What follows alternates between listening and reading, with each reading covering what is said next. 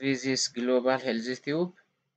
Subscribe, share, like, and comment the channel and get an updated infos always. Ashamaa attam jirtu nagaa keessanii har'ammoo kan waliin ilaallu attamitti sochii maa hin baafne ofirraa dhorkinaa chaanaalii keenyarraa akkamitti ofirraa akka dhorkinu waliin ilaalla jechuudha. Attamitti sochii maa hin baafne kan galii keenya yookiin viidiyoo keenya akka galiin arganne nu dhowwu attamitti dhabamsiifna yookaan akkamitti dhorkina kan jedhu waliin ilaalla jechuudha. Sochii maa hin baafneen yoo chaanaalii keenya irra jiraate qabxiiwwan armaan gadii tokko hanga sadiitti eeraman kun isaan kun maal nu godhu akkaataatti ofirraa dhorkinu nu barsiisu jechuudha. Tokko, lama, sadi. Mee qabxiiwwan armaan gadii kana haa ilaallu jechuudha. Qabxiiwwan sadan kana attamitti akka sochii maa hin baafne inni jalqabaa avoid partnering with untrusted parties for video creation and building your channel. Inni jalqabaa hariiroo uumuu viidiyoo keenya chaanaalii keenya guddifanna jenne qaama sadaffaa kan hin amansiifne kan irratti amantaan hin gatamne viidiyoo uumuudhaan viidiyoo hojjechuudhaanis ta'ee chaanaalii keenya guddifanna jennee hariiroo uumuudhaan kan nuti adeemsa adeemnu kamiyyuu dhaabuu qabna jechuudha. Kana booda fakkeenyaaf isaan keessaa inni tokko maalidha? Kuno view keenya dabalannaa, laayikii keenya dabalannaa, maatii keenya dabalannaa kanaan yoo adeemne karaa kanaan yoo sochoone fakkeenyaaf yoo dhaqee liinkii viidiyoo kootii yuutuubii irratti dhaye yookiin telegiraamii irratti yookiin waatsaappii irratti yookiin karaa biraatiinis ta'e qaama sadaffaa kana isaan armaan olii kanatti eere kanan argadha jedhee yoo liinkii viidiyoo kootii geesse waan rakkoo sana nurratti fiduuf kanarraa of qusachuu qabna, gonkumaa dhaabuu qabna. Maaliif isaan kun namtolcheedha waan ta'aniif jechuudha. Isaan kun namtolchee karaa ittiin sochii maa hin baafne chaanaalii keenya irra dhufan waan taasisaniif jechuudha. Garee feesbuukii qabna yoo ta'e, garee telegiraamii qabna yoo ta'e, garee waatsaappii keessaan yoo ta'e yookiin karaa namoota hiriyaa keenyaatiin karaa kanaan akka laayikiin akka nuu dabaluuf, maatiin akka nuu dabaluuf, viyuun akka nuu dabaluuf waan goon hundumaarraa of qabuu qabna. Kana booda of qusachuu qabna jechuudha. Yoo mallee goone karaan biraa jira jechuudha. Otuma akkas goone illee otuma akkas akkamittan guddifadhallee yoo jirre karaan biraa jira jechuudha. Karaan otuu liinkiin otuu hin ergamin otuu siistamiin yuutuubii karaatti biraan gahamneen ta'uu qaba jechuudha. Inni lammaffaan don't click ads on your videos even if you think it might be okay to do so. Beeksisaaleen yeroo viidiyoo keenya irra dhufan tuquu hin qabnu, saaquu hin qabnu jechuudha. Viidiyoo nurra dhufan sana otuma saaquun nu barbaachisallee ta'e jechuudha. Otuma saaquun nu barbaachise illee gonkumaa saaquu hin qabnu jechuudha.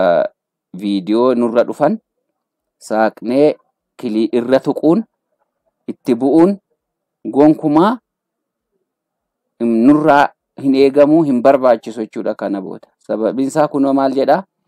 Siistamiin yuutuubii kan hundumaa bira gaheeti yeroo isaan beeksisa viidiyoo isaan irra dhufu yeroo isaan tuqan waan bira gahee beeku bira gahuuf salphaatti bira gahee waan baruuf kana yuutuubaroonni of eeguu qabu jedha. Yoo amalli kuni dhaabbataan itti fufe jechuudha yookaan yeroo dheeraadhaaf yoo itti fufe maal ta'a? Akkaawuntiin kee sirratti cufama. Akka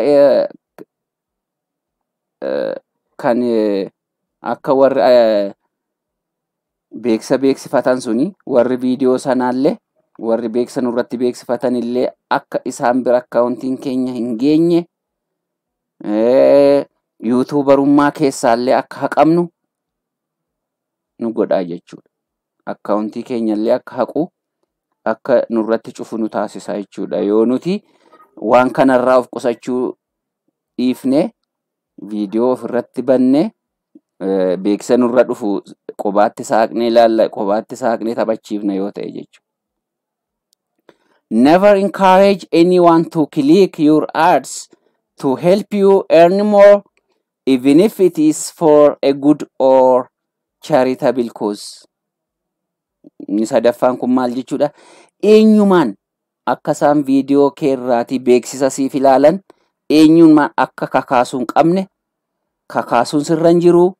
Maaloo beeksisa naaf ilaalaa, beeksisa narra dhufannaa ilaalaa irran darbinaatii jettee galiinsaa kanaaf oola, galiinsaa tola ooltummaaf oola jetteellee gonkumaa kakaasuun qabdu jechuudha.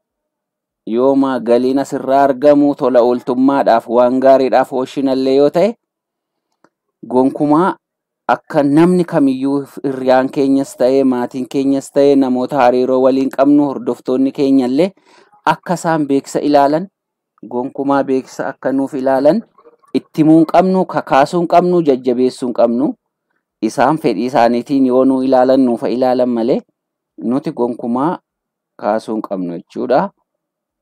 Kanadha barumsa dabalataaf immoo kunoo AdSense Help Centerii keenya wiirtuu AdSense gargaarsa AdSense keessaa dabalataan dubbisuu dandeessu jechuudha.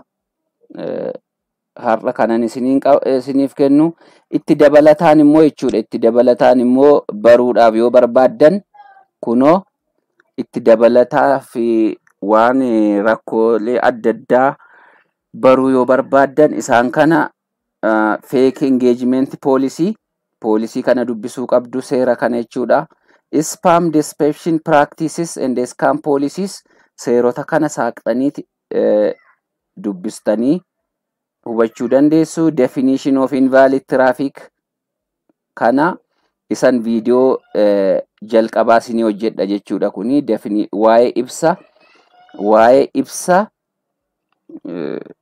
sochii akkas sochii maayin baafne ibsasaa ilaalu hubachuudha jechuudha. Inni kamna learn more about estimated versus finalized earnings galii tilmaama studio fi analytics keessatti mul'atuu fi galii dhumarratti sinirraa muree AdSense keessa yeroo 70 guutu isinii kaffalamu garaagarteesaa dubbisuu dandeessu. Maayinni kan tilmaamamee fi kaffaltiin tilmaamamee fi kaffaltiin isinii kaffalame isinii ergame baankii keessan irratti garaagarteesaa maal akka ta'e kana dubbisuudhaan baruu dandeessu.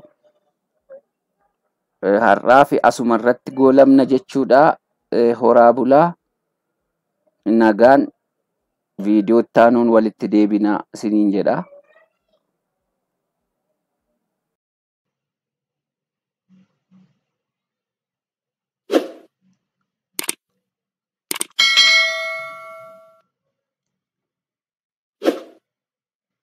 This is Global Health Tube. Subscribe, share, like, and comment the channel and get an updated infos always.